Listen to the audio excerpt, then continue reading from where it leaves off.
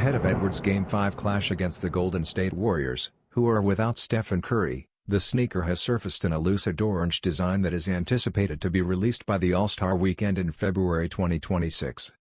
A sneak peek at the upcoming AE2 shows a profile resembling that of the enduringly popular Anthony Edwards 1, but more of a detailed manufacturer's image than e-commerce photography. The outsole's herringbone design complements the stability components around the spine and from toe to midfoot. While the mixed materials upper indulges in a vivid lucid orange look, these components choose various silver metallic finishes. Branding features on the top of the tongue and Achilles heel complete the shoe in glittering silver, while a little overlay at the forefoot breaks up the two-tone color narrative in white. Men's and big kids sizes are anticipated for the pair for $130 and $100 respectively.